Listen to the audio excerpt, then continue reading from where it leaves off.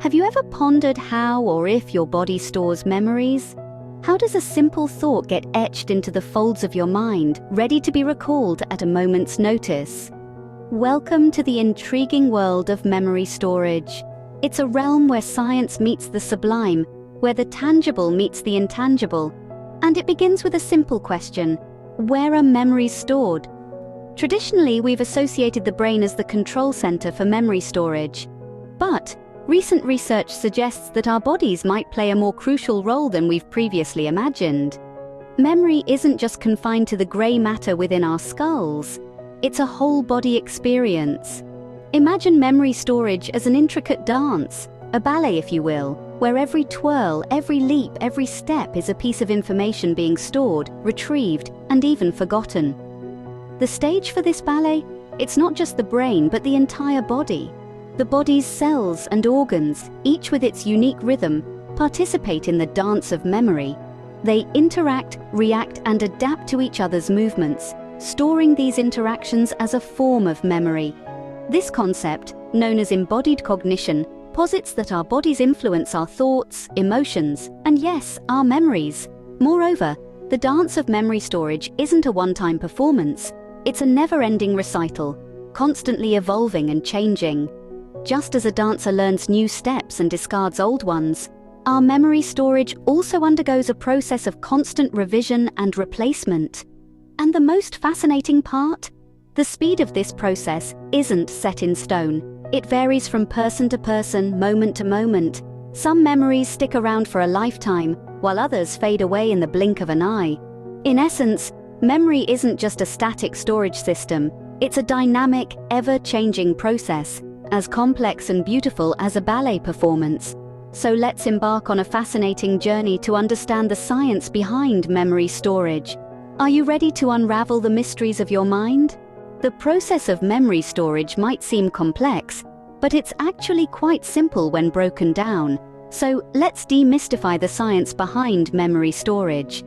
Firstly, we need to understand that our memories are not stored in one particular place in the brain. Instead, they're scattered across different regions, much like how files are stored on a computer hard drive. Now, how are these memories formed? Well, it starts with something called encoding. When we experience something new, our brain encodes this information into a form it can understand. Think of it as translating a foreign language into your native tongue. Once the brain has encoded this information, the next step is storage. This is where the magic happens. Our brain has a unique ability to create connections between neurons, the brain cells that transmit information. These connections are known as synapses, and they form the basis of our memories.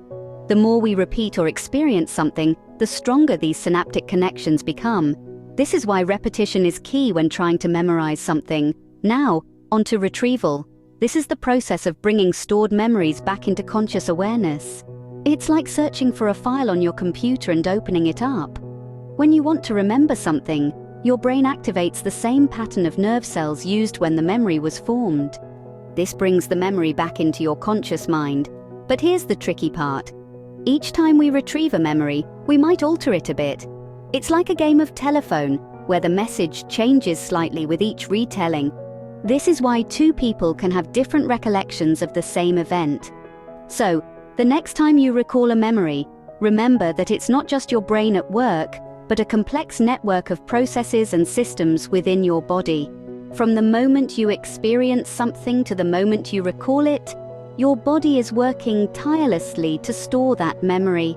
Just think about it. Every sound, every sight, every sensation you experience is a potential memory. But how does this happen? How does your brain capture these moments, store them, and then retrieve them when you need them? Let's start from the beginning. You experience something. Maybe you're walking in a park and you see a beautiful flower. Your brain takes in this information through your senses, and in a fraction of a second, it's stored in your short-term memory. This is like a temporary holding area for information, but this memory won't last long unless it's deemed important enough to be transferred to your long-term memory. So how does your brain decide what's important? Well, it's influenced by a variety of factors.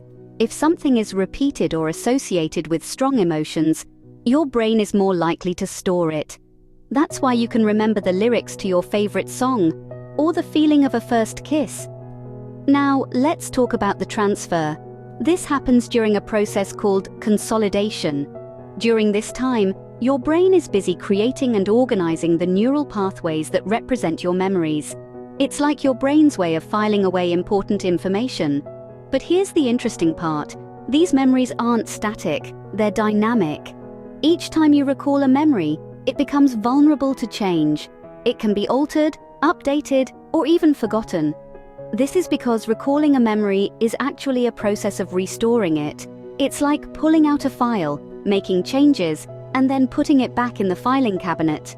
So, you see, the process of memory storage is a complex and dynamic one. It's not just about capturing a moment, but about deciding what's important, making connections, and continually updating and organizing information. Isn't it fascinating how a fleeting moment can be transformed into a lasting memory? You might be wondering, what happens when your memory storage gets full? How long does it take to replace old memories with new ones? This is where the fascinating process of memory replacement comes into play. Imagine your brain as an ever-changing dynamic library. It's not like a computer hard drive that fills up and needs to be cleaned out to make room for new data. Instead, our brain constantly reshapes, reorganizes, and restructures itself to accommodate new memories. Allow me to introduce a term called synaptic pruning. It's a natural process that occurs in the brain to make way for new connections and memories. As we learn and experience new things, the brain strengthens certain connections and weakens others. The connections that aren't used as much get pruned away, like a gardener trimming back less healthy branches on a tree. This is how our brain makes room for new memories. Now, let's talk about how long this process takes. It's not as simple as saying it takes X amount of time to replace a memory. The speed at which a memory fades or is replaced depends on a number of factors. These can include how often the memory is recalled, the strength of the emotions connected to it, and even our overall physical health. It's important to note that our brains don't simply delete old memories to make room for new ones. Instead, memories tend to fade over time, especially if they're not frequently recalled. This fading can make it seem like the memory has been replaced when, in fact, it's just become less accessible. Furthermore, our brains are incredibly efficient at storing memories. The vast majority of the information we encounter on a daily basis is filtered out, and only the most pertinent bits are stored. This selective storage helps to ensure that our brains don't become overloaded with information. So, even though our brains have a seemingly limitless capacity for memory, they are constantly making room for new experiences and information. Our minds are not static vaults of information, but dynamic living landscapes that change and grow with us. We're not just passive recipients of information, but active participants in our own memory making and remaking. It's a truly remarkable process, isn't it? We've covered a lot of ground today, so let's take a moment to recap what we've learned. We started our journey exploring the intriguing world of memory storage, delving into the fascinating idea that our bodies can retain experiences, not just in our brains, but in our very cells. We discovered that science, while not having all the answers, certainly validates this concept, pointing to the existence of cellular memories and the role they play in our lives. We then took a deep dive into the science behind memory storage, breaking down the complex biology into a digestible narrative. We learned that memories are stored as chemical changes in the brain, with proteins playing a critical role in this process. We also discovered that our bodies have an incredible capacity to store a vast amount of information, painting a picture of our past experiences, emotions, and learned knowledge. Next, we ventured into the memory process itself, illuminating the path of memory from encoding to storage and, ultimately, retrieval. We found that our brains are not static receptacles, but dynamic entities, constantly processing and reprocessing information. We explored the stages of memory formation, from immediate sensory input to long-term storage, and saw how memory retrieval is not a simple replay, but an active reconstruction of past events. Finally, we grappled with the concept of memory replacement. We learned that while memories might fade or become distorted over time, They're not simply replaced or overwritten. Instead, our brains are capable of updating and modifying memories, integrating new information into the existing memory network. This process, known as memory reconsolidation, underpins our ability to learn, adapt, and grow. To sum it up, the human body's capacity for memory storage, processing, and adaptation is a complex, dynamic, and truly wondrous process. It's a testament to the incredible capabilities of our bodies and the intricate workings of our minds.